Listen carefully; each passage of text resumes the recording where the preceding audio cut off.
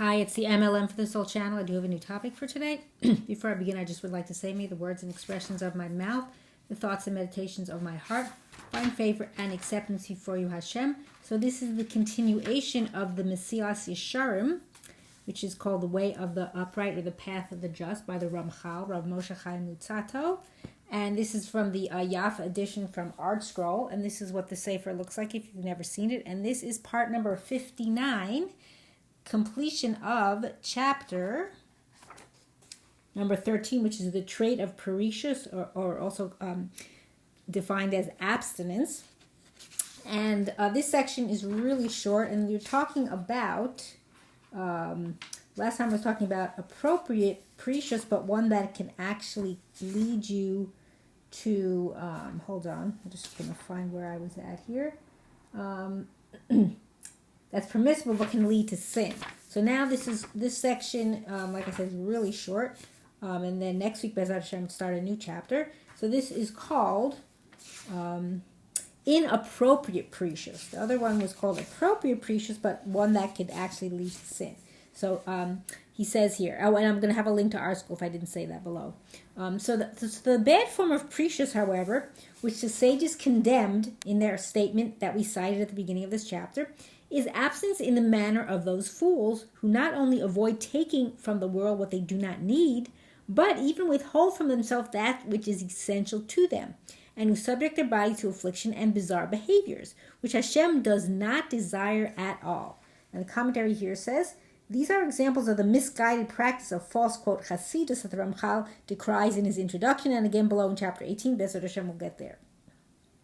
And he continues on, so rather to the contrary, the sages have said that it is actually forbidden to torment oneself through unnecessary fasting. See Tanis 22b. Similarly, about accepting charity, they said, in Yerushalmi Peh 8:9, whoever is destitute and needs to accept charity but does not accept it is deemed a murderer. That's really strong words. I'm not saying that, it's the sages, so... or the Yerushalmi says that.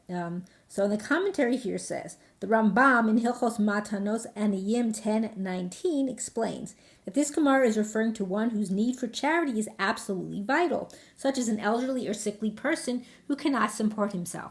Since his refusal to accept charity is likely to hasten his death, his practice is tantamount to murder. By contrast, one who has a moderate need for charity yet restricts himself so as not to be a burden on the community is highly praised. So there's a difference, he's saying here. That's what I'm saying. Meaning if you absolutely need it and it's causing your death, that you don't take it, as opposed to someone who only needs it slightly, it's not as crucial.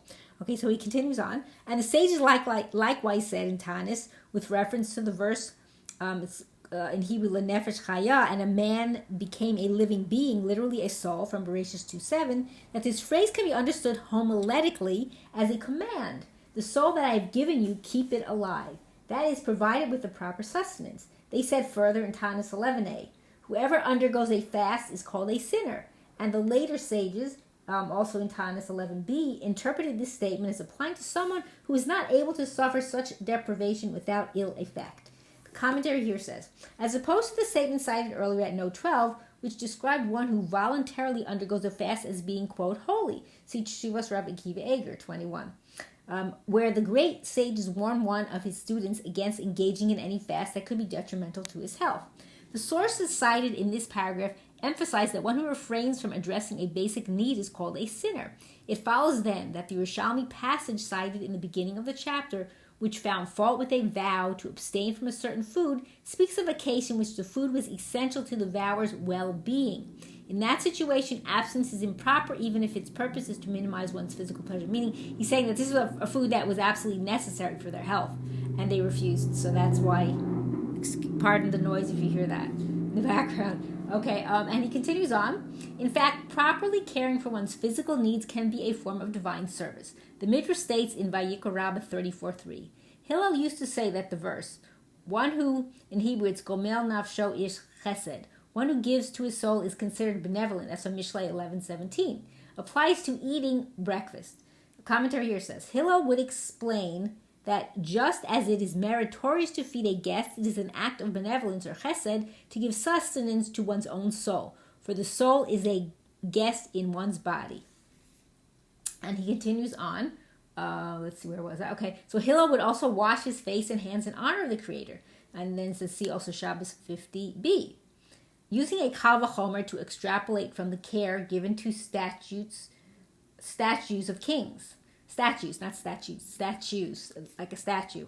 If those appointed to wash and clean the statues of kings are rewarded for according honor to the king whose image they beautify, surely one must take pains to care for the cleanliness and dignified appearance of his own body, which was created, quote, in the image of God. See Perishus 1:27. And then the commentary here says, Hillel achieves the loftiest levels of Perishus, having become completely independent and separated from the matters of this world. Hillel tended to his physical needs out of benevolence towards his body and soul. He did not view his engagement with the physical as a necessary departure from Perishus, but as a noble practice fully consistent with Perishus, as shall be explained. Ramchal states at the onset of this chapter that Perishus is the first step into the holy realm of Hasidus. Indeed, the Torah introduces the idea of Perishus, separation from worldly matters, with the words Kedoshim Tihiyu, you shall be holy. And it says, see above and note 11. And then in order to teach that Perishus does not mean to deny oneself the pleasures of this world. It means to recognize one's potential for holiness and for genuine closeness to Hashem, and to elevate oneself above the worldly desires that stand in the way of this closeness. At the heart of the program of Perishus is a mindset where the focus is spiritual achievement, not physical pursuits, where one perceives himself as a prince of the kingdom of heaven, not merely a consumer of worldly delights. For a person who has attained such a mindset, Perishus is not deprivation, it is a lofty existence.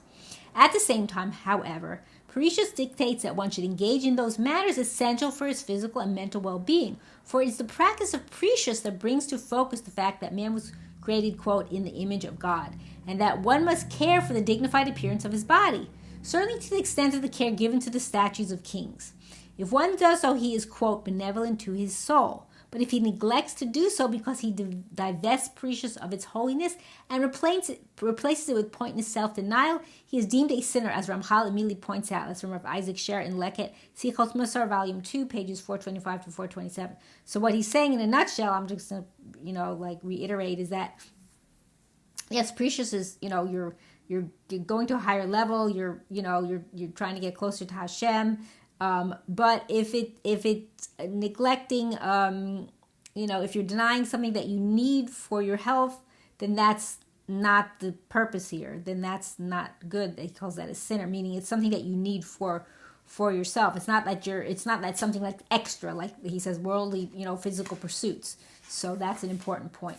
Okay, and then Ramchal concludes now. Here you have the correct rule regarding Perishus. All things that are not essential for a person in matters of this world, it is appropriate for him to abstain from them. And anything that is essential for him for whatever reason, since it is essential to him, if he abstains from it, he is a sinner. This is a reliable general rule. However, the evaluation of specific actions based on this rule can be entrusted only to sound judgment. And according to man's wisdom will he be praised.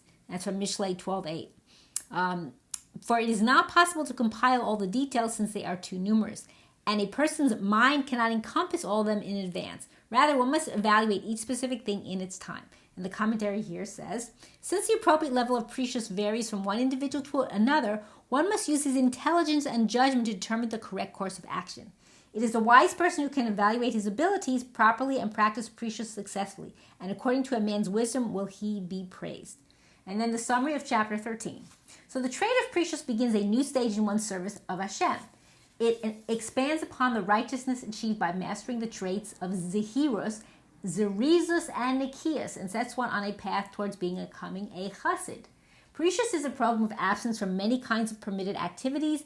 Its purpose is to shield a person from becoming attached to the pleasures of the physical world, which, even when permissible, are liable to lead one to sin. However, Perishus applies only to activities that one may safely forego. To deprive oneself of things that are essential to his well-being is a distortion of Perishus.